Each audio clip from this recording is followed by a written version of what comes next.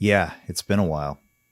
Welcome back. Dr. K here, and yes, it has been quite some time since I made a video, nearly 2 years. Since my last video, I graduated from medical school and I became a naturopathic physician licensed in the state of Arizona. And 2018 happened. Yeah, 2018. It was rough. Have you had one of those years that just made you wish almost every day that you could see the light at the end of the tunnel? That was 2018 for me. I navigated through professional struggles, as well as living an hour and a half away from my fiance at the time, my wife now, not being able to support one another face to face daily through that difficult transition year was challenging. Planning a wedding, dealing with the finances that go into all that, unforeseen car expenses, whatever, the list goes on. Under that level of stress, I found that all of my deepest buried views of myself, like I'm not good enough, I'm not smart enough, I'm not fit and healthy enough, I'm not capable enough, I don't belong, I'm not free to do what I want to do, I'm powerless in the face of all these circumstances. It all came boiling up.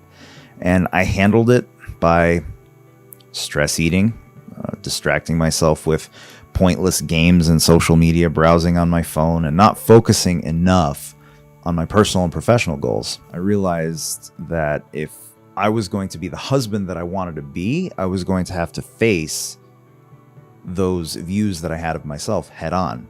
And I did. As a doctor, it's easy to get trapped in this idea that just because I can help others means that I can help myself. A doctor who treats himself as a fool for a patient. I did something I've never done before, and I sought help.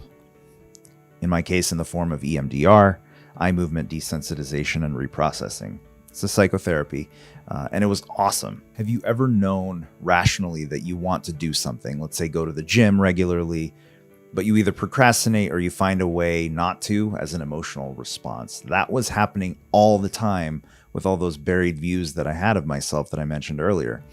And over 13 consecutive weeks last summer, EMDR rewired my nervous system so that I created and embedded new meaning behind the events that created those limiting beliefs. And I built a functionally new brain. The stress was no less though, but I was handling it far better leading up to the wedding. I took a Holmes and Rahe stress assessment test, which allots points to various life factors like wedding, loss of a family member, financial stress, etc. And in 2018, I actually scored higher than the extreme stress range. Like I broke the chart. By this time, I was now better equipped to handle it. Our wedding in December was majestic, and our family and friends made it more memorable than we could have ever imagined. So 2018 did end on an outstanding note. Starting our new married life in 2019, my wife and I knew that self-care was going to be instrumental both for us and our marriage and everybody that we serve. I created new daily rituals. I stopped sleeping with my phone and instead left it in my office here each night. I improved my sleep hygiene. I started each morning meditating and doing a specific form of journaling and addressing my most important task of the day. And only then do I let the outside world into my head by looking at my phone. I joined a new gym and started exercising regularly. And for the first time, it wasn't for weight loss or looking good, but it was just for feeling good, for honoring my body that has given me the opportunity to live life on my terms. We also started making food at home, which was a habit that fell apart in medical school, and I never really brought it back afterwards until now. Now I'm in the best place I've ever been, mentally, emotionally, spiritually, and physically. With the changes that I mentioned, I'm getting there, and I'm kicking it up several notches. In 2014, I did a 108-day juice fast during my first year of medical school, and I knew people who had done 100 plus days, and I wanted to experience what they experienced. It wasn't the best time for it, but I did it anyway, and it was a life-changing experience. In 2017, I did the 108-day mastication vacation to overcome food addiction, and I learned quite a bit about myself, and I had fun daily vlogging, but I realized later with the challenges soon after that I attacked food addiction without really addressing the root cause, which was my mind. So a few days ago, I thought, it's been a while since I challenged myself for 108 days, and I'd like to get comfortable with being uncomfortable again, because that is the key to growth. So here we have it, the 108 days of self care.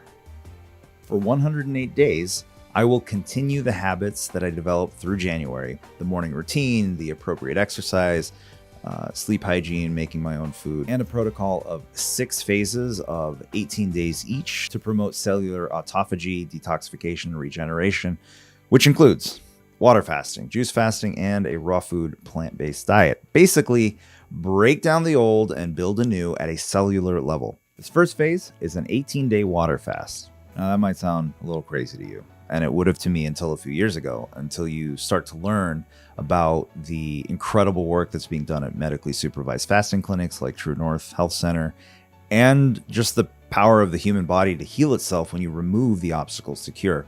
Now, I've done 9 days, 11 days, and 12 days of water fasting in the past over the years on 3 separate occasions. So this time, obviously with 18 days, I'm pushing myself a little further this time. But look, I'm a doctor, and even I'm not going to take this on by myself. I'm going to be medically supervised, and I'm going to predominantly rest through the entire process the way fasting should be done. What's the goal? Primarily autophagy. It's a process by which the body takes a regulated approach to recycling cellular components. It also supports cellular regeneration, tumor suppression, immune support, all factors that over the long term improve healthy lifespan. This is not a protocol I'd recommend in this form to my patients.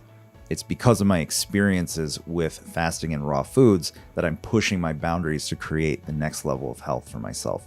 Because now it's not about just me. It's about being healthy and vital for my wife. It's about being my ideal self so that I can help you become your ideal self. If you've stuck with me to this point, you're awesome. Comment below and let me know if you did so I can give you a high five. So to follow me along these 108 days and beyond, be sure to like and subscribe, hit the bell to be notified when I post a new video, and be sure to follow me on Instagram for more insights as I post daily stories. Thank you.